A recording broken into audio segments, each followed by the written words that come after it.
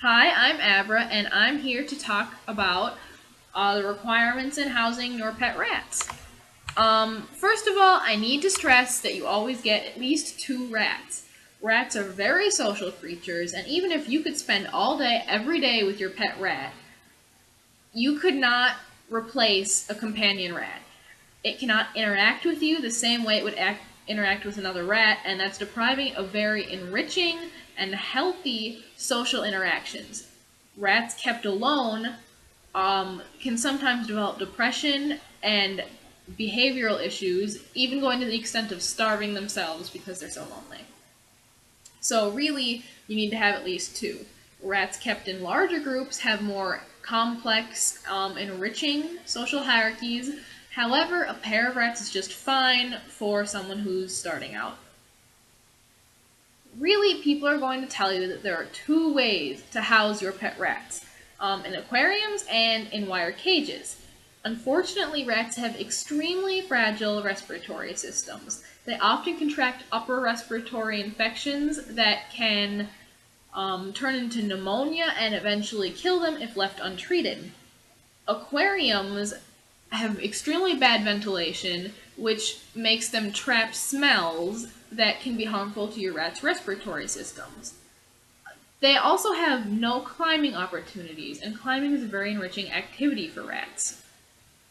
Um, it's hard to hang things, like hammocks, bird toys, and because you can't have those climbing abilities because it doesn't have bars, it's going to take up a much larger footprint in your house. Um, Wire cages are really the best way to go. They have good ventilation, lots of climbing opportunities. It's easy to hang toys, hammocks, puzzles, food dispensers, and there's much more vertical space because they can climb in them. So it's really not going to take up as much space in your home as an aquarium would. The only things you need to watch out for when using wire cages are the bar spacing. Ideally, bar spacing should be a half an inch for babies and females, but you can go up to an inch if you have larger males. If you find a good deal on a cage and it happens to have 1 inch spacing, it's not the end of the world because you can always wrap the outside of the cage in hardware cloth secured with zip ties to keep your rats inside. Wire cages also often come with shelves that the rats can climb on, which is great, but quite frequently they're either made out of plastic or they're wire floors. Plastic floors, unless wiped down every day or every couple of days, can start to absorb smells and then they'll need to be replaced.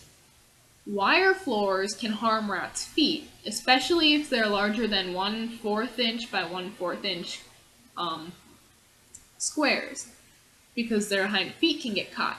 So, in order to fix that, you can cover the levels with fleece or cut something like linoleum and then wipe it down every couple of days. It's an easy fix, but something to watch out for.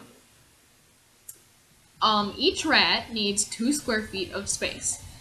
So, essentially, if you're just starting out and you're only going to get 2 rats, you need at least 4 square feet of space. A lot of people like to start with larger cages because they either are going to have to add more later as their rats start passing on to keep their old rats company, or they're like me and they can't resist the cuteness of rats and they just keep getting more.